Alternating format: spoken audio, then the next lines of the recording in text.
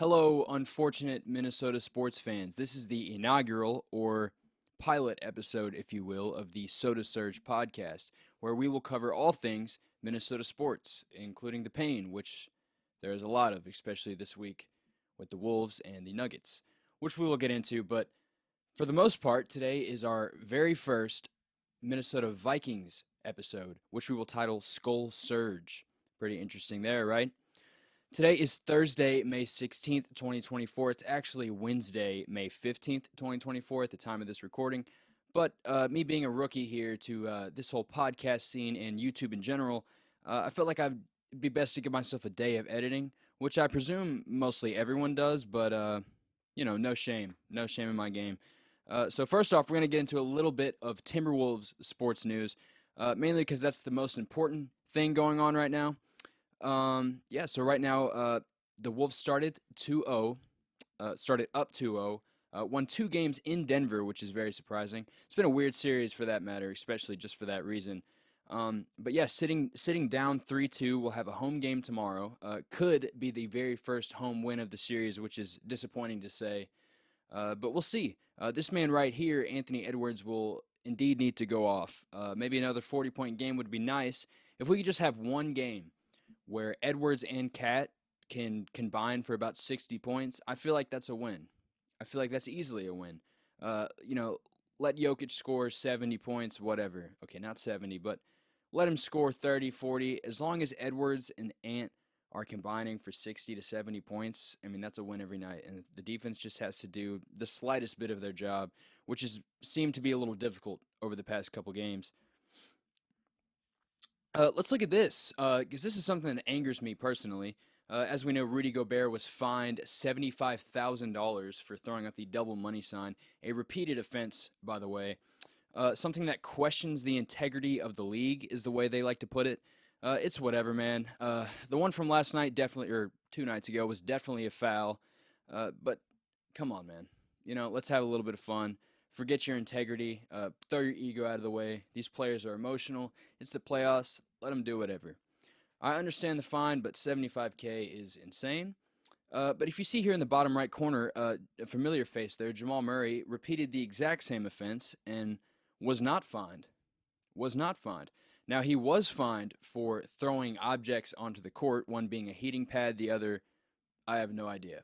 But either way, he was putting players' lives at danger. Okay, maybe not lives, but injury risk went up if you throw something onto the court. For example, the heating pad that he tossed onto the court. Imagine if somebody slipped on that, maybe tear an ACL, roll an ankle, whatever it may be. He should have been suspended, and he was not. So, yeah, I mean, if that was a bench player or even a fan that had thrown that onto the court, they probably would have been banned from the arena. So, let's make it a fair game here. Anyway, we're not going to waste too much time on that because it doesn't really change the outcome of the game whether or not Jamal Murray gets fined, but the suspension does. So, that's the part that makes us a little angry, but we'll move on. Another thing that makes me angry is Mike Malone's face. I can't be the only one. Hate is a strong word, so I will not use it. I will say I dislike Mike Malone. I think this guy has a crazy temper, and he just kind of pisses me off, just staring him in the face right now. And this is actually the first image of Michael Malone on Google Images when you search it up. So I guess Microsoft is not a fan of Mike Malone either, because they did him a little bit dirty here. But as we saw in Game 2, he basically squared up with a ref and was not teed up. No technical foul. The commentators actually insisted that he should be thrown out of the game. So yeah, for receiving no penalty for that is pretty crazy. But oh well, he got a technical last night and ended up killing the momentum of the Timberwolves. So yeah, we just can't win if that matter. Anyway, let's actually get into some Vikings news. Since this is a Skull Surge episode, let's focus on the skulling of this episode. And we will. First with this Eli Corbett edit here, the greatest graphic designer in Minnesota right now. I don't know how many there are. I don't know all of them personally, but I will say Eli's the best. So shout out to him. This is from his Instagram here, a little jersey swap edit of Ivan Pace Jr. and Dallas Turner, the new scary duo in Minnesota. And let's not forget who the coach is, Mr. Brian Flores, an absolute genius on the defensive side of the ball. Cannot wait to see what he does with these guys. Now let's talk about J.J. McCarthy, the most exciting part of this offseason, of the draft, if you will. And Vikings beat reporter Matthew Kohler had this to say about rookie J.J. McCarthy at camp. After watching J.J. McCarthy throw the football for about 60 minutes, I think we should put whatever ideas we had about his ceiling based on college tape away. That doesn't mean I'm saying he's the next Mahomes, just that his size and velocity on the ball are impressive, as is his disposition. During the whole pre draft process, he was compared to people like Alex Smith. But I'm not sure he was a game manager by choice. Very true. He looks like he wants to make plays and can rip it. And I agree. From the footage I saw, the evidence is there. The guy's a baller. Will he start week one? Probably not, and that's for his own good. Throw Darnold into the fire. The first time he's really had some great weapons. You never know, man. The guy's a former third pick. He's in a great, position now. So, I mean, don't be surprised if Darnold comes out there and slings it, man. I don't know if he's going to be leading MVP voting or anything like that, but he could be a solid quarterback. And I think the best thing for JJ to do is to sit at least a year. Will he come into this season? Possibly. As we know, Darnold has a problem with turnovers, so if that becomes evident, then JJ might be thrown into the game, which I will be completely fine with. But either way, it looks like he's playing like a dog. We had some people going off on Twitter, uh, making fun of a couple of his passes, just overreacting a little bit. You don't know ball if you're going to write somebody out during mini camp. I mean, you're supposed to make mistakes. You're trying to get into the flow of the team, the squad, everything. So let's just chill out and wait till he takes a snap under center. All right, so the schedule was just released about, not wearing a watch, but about 20 minutes ago. But I saw this morning. I thought it was, something we definitely needed to talk about. The Jets versus Minnesota in London this year. Really early game. Make sure you get up, make some eggs, make some pancakes, whatever breakfast you like. I like eggs with a little bit of Cholula on them, but that's just a personal preference of mine. So maybe whip that up, watch this game. Watch us also whip on the Jets. Like we said earlier, that tandem duo of Ivan Pace and Dallas Turner will surely sack Aaron Rodgers 10 times that game. That's not realistic, but you got to dream high. You got to shoot for the stars. And, I think that's a win, in my opinion. Unfortunately, this is going to count as a Vikings home game, which is pretty whack, but whatever, man. We can just own London, and that can become our home turf from now on. Here's the strength of schedule. We're going to show the schedule next, which I'm sure a lot of you have seen. It just came out today. Like I said, we'll be posting this on Thursday. But in the future, we will release a schedule prediction, record prediction, whatever you want to call it. And we'll just take a look at the schedule and make our predictions. Anyway, so here's the strength of schedule. This is obviously separated by opponent win percentage, so who's over 500, who's under 500. And that just basically means if you're over 500, you have a winning record. If you're below 500, you have a losing record. If you're right at 500, you're even, so you're 5-5. Whatever. Usually the Vikings are pretty high on this list. They usually have a pretty tough schedule. But it's pretty funny. Once Kirk Cousins leaves the Vikings, he gets the easiest schedule in the NFL. A little bit crazy, but we're somewhere in the middle, so I like that. I like that. Anyway, here is the Vikings official schedule. Week 1 at the Giants, the opener against the Giants. That's awesome. Let's start 1-0, please. Yeah, let's get our revenge for that playoff game. We got the Giants right where they want them, where they're at their worst. I think that's probably going to be one of the worst teams in the league. So if we get a repeat of the Buccaneers game last year, I'm going to be pretty upset. Although the Bucs turned out to be pretty solid, they were not the team that they were towards the end of the season in week 1. And it definitely should have been a game we won. But it's okay. Once again, 49ers, but we get back-to-back, actually 4 home games. Nope, that's incorrect. 2 home games. The first game is away. But that's all right. It's against the Giants. If you're going to play anywhere away, it's probably going to be the worst team out of that first 4 games. So let's go ahead and get that over with and beat the Giants in New York.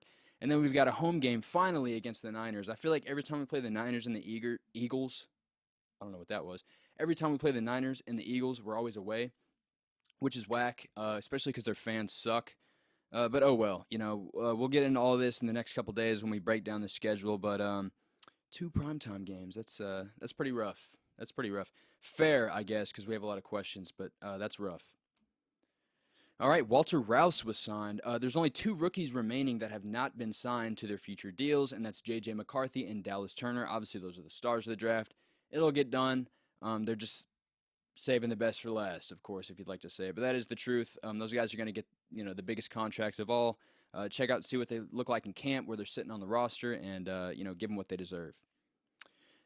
Speaking of contracts, let's talk about the Jefferson contract extension. I think a lot of people are worried about this. I think some are speculating that Jefferson's just not going to sign an extension and write off the season. Not going to happen. I guess it could, but it's about that much of a chance of happening. This guy likes to play football. I think he likes to play for the Vikings. It doesn't matter who his quarterback is. I think he will be on the field and he will sign this extension. Now, with that, we have put a few reasons maybe why he hasn't signed it yet. Number one is the signing bonus policies. So I'm not really familiar with this rule. I just learned about this recently. But apparently, the Vikings front office has signing bonuses after July 31st, I believe. So it's possible that he's just waiting for that, trying to snag that extra bonus, and that's pretty fair. Other than that, inflation and the fellow bag getters, like we just saw Amon-Ra St. Brown signing a massive contract. Jefferson's going to get more. He's probably going to be the highest paid player in the NFL. And there's another receiver who is also waiting on a deal, and you guys may know him, CeeDee Lamb of the Dallas Cowboys. I'm assuming Jefferson's kind of just sitting and waiting and telling CD, hey, man, sign your contract before me. I'm better than you. And that's no debate. Jefferson is the best receiver in the league. He deserves to be paid the highest amount of money in the league, and it will happen. He's just waiting to see what everyone else will get, and so is the team. Getting the right price is also a factor. I kind of just talked about this. Is a little bit of a double bullet point here, but yeah, just reiterating the same thing. Comparing his prices to other players. Also, Bosa, I believe, is waiting on a contract. Can't remember which brother it is. One of the Bosas are waiting on a contract. I believe it's Joey. Maybe I'm wrong. Maybe it's Nick. Who knows? Either way, they look the same, play the same. Who cares? Getting the right price. Yes. And guarantees. I saw a few reporters saying that Jefferson may not had the right amount of guarantees or whatever was to his liking, which is possible, but I'm pretty confident that the Vikings will give him somewhere in the realm of a 5-year deal with a hefty amount of guarantees. This is Zach Hiller here. We're going to check in on Dalvin Cook. First off, I just want to say, Dalvin, please fire this guy. He is a cornball, and that's why we put a clown nose on him, because he is indeed a clown. He made a few comments last season, or the season before, sorry, about Dalvin and the Vikings and how they were, a bit hesitant to give him the money that he deserved. And I'm a big Dalvin Cook fan. I thought he was a beast, but pushing 30 years old, coming off so many injuries, it's fair to take a pay cut. And really, I just think it was time to move on. I think those comments that he said were just a little bit uncalled for. And look where it got him. They're not looking too good right now. I'm assuming Dalvin Cook will be on a roster to start the season. Maybe not, though. Maybe it's a few weeks in. Who knows? Maybe it's in the middle of a training camp like the Jets did last season. But either way, not looking good. This guy's a clown. Dalvin, fire him, please. None of my business, though. Some other news. Giants to be on Hard Knocks. I put this emoji in the right corner because that's exactly how I feel. Pretty accurate. I'm not watching this. Maybe I will. Maybe I will. I watched the Lions one, even though I thought that was probably going to suck, and it was pretty good. Malcolm Rodriguez was kind of like the star of that. He's the one that kind of kept me into watching it. But the Giants, I don't know, man. That's pretty boring. Malik Neighbors is cool, whatever. Looking forward to the end season. Maybe the Vikings? They need to just do away with the requirements. I think they're pretty stupid. Just put whoever wants to be on the show on the show. But the Giants, they probably need all the attention they can get. But they suck, to put it simply. So not going to be watching that. Maybe, though. We'll see. EA College Football 25, something I'm extremely excited about. Ignore the quality of this cover here. That is not on my end, not my fault. I did not deep fry this image. That is the quality that came with the image because it is a leak. We see Quinn Ewers here, Travis Hunter, and Edwards, I believe, plays for Michigan. Is he a running back? I don't know, but I know he's good. I know who he is. I think all these guys were also on the first cover. I guess it's the deluxe edition that kind of had all the players coming out of the tunnel. And I just got to say, man, like, respect to Travis Hunter. I think he's cool. I love him. He's awesome. He's a great player, entertaining, whatnot. But they need to chill. I mean, he was like the focal point of the last cover, and now he's on this cover. Just give him his own cover if that's the point. You know what I mean? But whatever, spreading the love. Just somebody tell EA to release a Heisman edition because that's what we all want. Either way, I buy my games digital. I have the cheap version of the Xbox, the digital version, so it doesn't really matter, but I'll be looking at it every time I open the game. So either way, this looks cool, whatever. Also, apparently people are saying that game's going to cost like $150, which is ridiculous. Will I still buy it, though? Probably. But, I mean, games are already expensive as they are now. I think new games for next gen are what, $70 or something. That's why I usually get them on the Game Pass, or I get them when they go on sale. I'm a bit of a hustler myself. But either way, I'm probably going to be buying that game. Doesn't really matter how much it costs, but $150 is stupid to say the least. Anyway, so that's the video today. That's all for the first episode of Skull Surge and Sota Surge as a whole. Make sure to follow us on Instagram and TikTok at Sota Surge.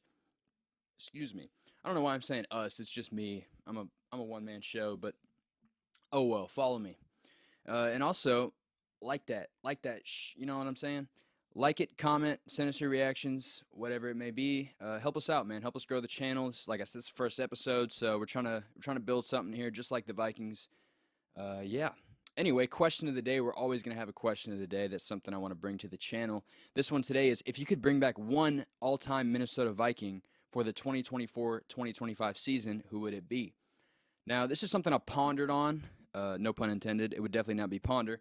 But this is something I've thought about a lot. I see this question on social media all the time, and I think a lot of people are going to the quarterback position, maybe like a Frank Tarkenton, and some of those guys, which is cool. I agree with that, but I kind of want to watch Sam Darnold and J.J. McCarthy this year. I kind of want to see what they have. That's what I've been excited for, basically this whole offseason. And I'm going to stay away from defense because I like the defense right now. I want to give those young guys that opportunity. But if I wasn't, it would probably be John Randall. But I think we're looking pretty good on the D-line, maybe besides interior. But I'd say it'd be more fun for something on the offensive side of the ball. And it's hard to not say Randy Moss, of course. I mean, imagine the trio of Addison, Jefferson, and Randy Moss. Check out this mug, by the way. That's H2O. This is water, not coffee. I have a personal rule: no caffeine after 12 o'clock, or else I will not sleep. So we're drinking water, and that's okay.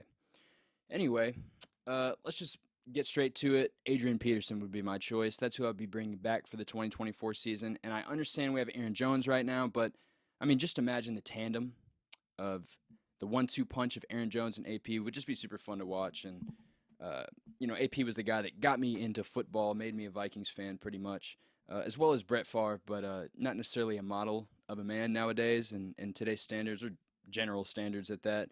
He's done some pretty odd things, stolen some money, they say, allegedly. Allegedly. We don't know if that's true or not, but either way, he was a baller. But yeah, final answer, AP. Let us know in the comments who you would bring back for the season, and tell us what you thought about the video. Anyway, that's it. Thanks, guys. Peace out.